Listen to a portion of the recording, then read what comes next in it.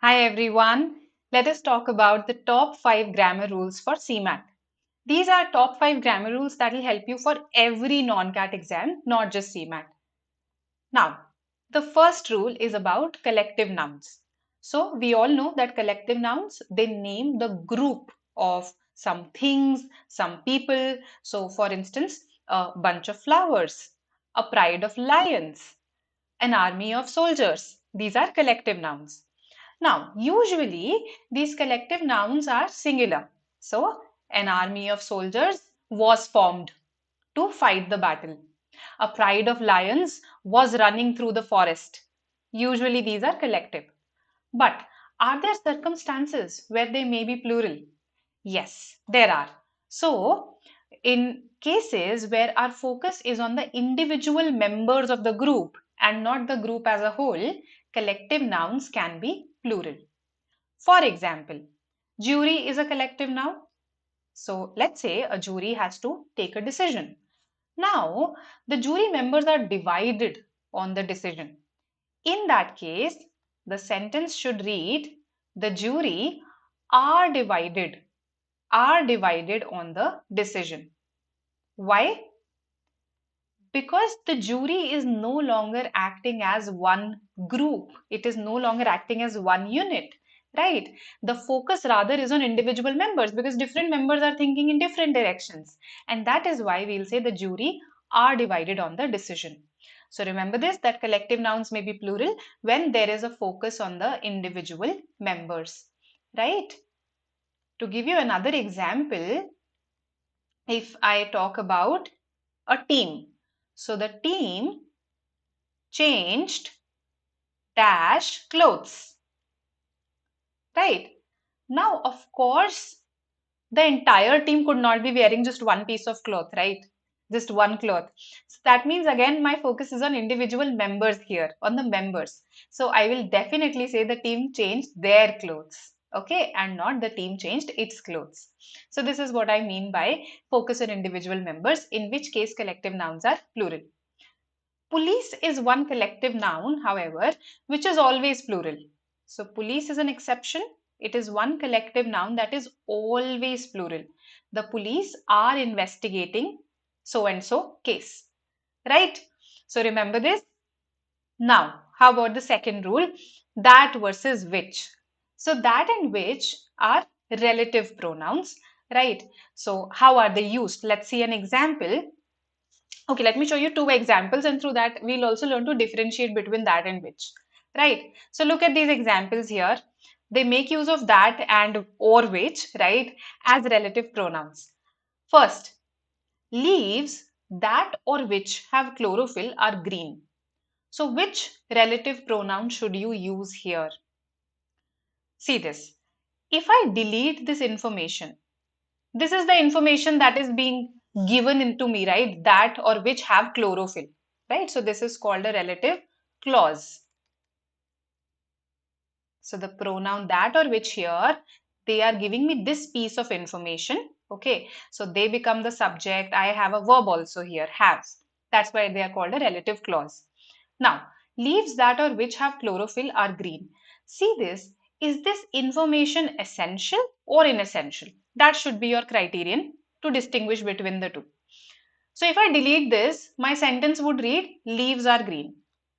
Leaves are green. But that is not what I intend to say. I don't intend to say that all leaves are green or leaves are generally green. No. I rather want to say that those leaves that have chlorophyll, they are green. That means this becomes essential piece of information, right? And because it is essential, I should use that here. So whenever the information that is being conveyed through the relative pronoun is essential, we use that. Whenever it is inessential, we use which. So look at this sentence. Chlorophyll, that or which is present in all green plants, absorbs sunlight. My main aim here is to tell you the job of chlorophyll, that chlorophyll absorbs sunlight. This is just some additional information that I'm giving you about chlorophyll, that it is present in all green plants. So because this is additional information and not essential information, even without it, I'll be able to convey the function of chlorophyll to you. So that is why I'll use which here and not that. Okay. A very important clue whenever you're confused between that and which is that because which presents additional information, often you will find it after a comma or in between two commas. These commas, they are called parenthetical commas. Parentheses, you understand? Brackets. So they do the job of brackets. Just like brackets are used to present additional information, so do these commas, right? So uh, an important clue whenever you're confused between that and which. Hope this is clear. Let's move to rule 3. Who versus whom? A classic confusion. So let's take an example. Ravi is the person. Ravi is the person who or whom I helped yesterday. Right? So if you are confused here, so the confusion arises because in our conversations we do not really use whom. Usually we just use who in all circumstances. However, in written English, we have to distinguish between the two. So how do you decide? Again, just look at this clause, this information that is presented by this who or whom pronoun, right? So who or whom I helped. Think of it as a question. Think of it as a question. Now, if you answer this question, you will say something like this. I helped him, isn't it? You would not say I helped he. You would say I helped him. So if your answer is him, then your question should be whom. And therefore this will take whom. Okay, and not who. When will who come? Let's see. So Ravi is the person. Ravi is the person who or whom helped me. Now see this. Very simple again. Think of it as a question. What will your answer be? He helped me. Right. It will not be him helped me. It will be he helped me. So if your answer is he, then your question should be who. Okay, so boil it down to he versus him. Whenever you are confused, if the answer to your question is him, then you have to use whom. If the answer to your question is he, then you have to use who. Simple hack. Okay, the next rule that will come in handy for you is less versus fewer. First of all, these are comparative forms of these quantifiers, little and few. Okay, so when we compare the quantity of something, right, if it is a countable quantity, we use the comparative adjective fewer. If it is an uncountable quantity, we use less. Now, what do I mean by this? Countable, uncountable. So, these are types of nouns. Countable means that you can directly put a number before that noun. For example, pen. So, 1 pens, 2 pens, 3 pens, right? On the other hand, let's take ink. You can't say, no, I have 2 inks, right? 2 types of ink you can say, but 2 inks, that is incorrect. You can also say 2 liters of ink if you are measuring them, right? But again, you can't say 2 inks. So ink is uncountable, right? Because you simply can't say this. So if now I form sentences using these nouns, this is how I form them. Whenever I'm comparing them, whenever I'm comparing the quantity with someone else's quantity, right? So I'll say, I have dash pens than Ria. So, because pen is countable, I will say I have fewer pens than Ria, not less pens, a very common error. Okay, that will be incorrect because pens are countable. On the other hand, I have, let's say you use an ink pen, right? So you need ink for that. I have dash ink than Ria. So I have less ink than Ria. Here you can't say fewer.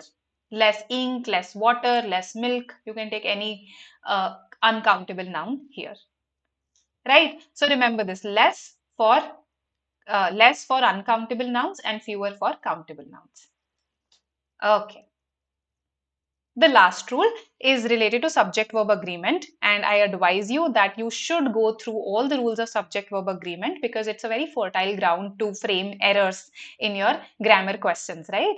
So in error spotting questions, in sentence correction questions, you will find subject-verb agreement errors. So a very basic rule here, subjects connected by and, do they take a singular verb or a plural verb? Seems very simple on the face of it, isn't it? If I say Riya and Ravi, now two subjects, two nouns connected by and, so we treat them as plural. So Riya and Ravi are going to the market. This is what I'll say. They are going to the market. So plural verb. That's the usual rule. Now, are there any exceptions? Yes. When I'm talking about the same person, the same thing, or the same idea. What do I mean by this? So if I say the writer and director, the writer and director, now what should I say? Has arrived or have arrived? Yes, has arrived or have arrived. So you might say, they may be two different people, so I can say have. In fact, I should say have. But in case they were different people, in case they were two different people, I would say the writer and the director. In case you want to convey this that they are two different people, you have to repeat the. When you do not repeat the, that means you're talking about the same person. So the writer and director has arrived. So even though there is an and, because there is no repetition of the, this is one person and this will take has arrived. My friend, philosopher and guide is present today. My friend, philosopher and guide is present. So again, one person I'm talking about. If I were talking about different persons, my friend, my philosopher and my guide. Repetition of my. My friend, my philosopher and my guide are present today. Okay, same thing. So for instance, bread and butter is a convenient breakfast. Bread and butter makes for a convenient breakfast, is a convenient breakfast. Okay, pardon my writing, not writing it in order, is a convenient breakfast. So now see, because I am treating them as one dish, I'll say bread and butter is a convenient breakfast.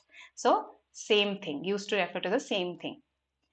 Lastly, same idea. So if let's say I say the rise and fall of tide, the rise and fall of tide was discussed in the class today. Was discussed in the class today. So why did I say was here, even though there is rise connected by and with fall? Because I'm talking about one concept that perhaps your teacher explained to you today. So the rise and fall of tide was discussed today and not were discussed today. So these are the exceptions to the rule that subjects connected by and take a plural verb. Okay, remember these.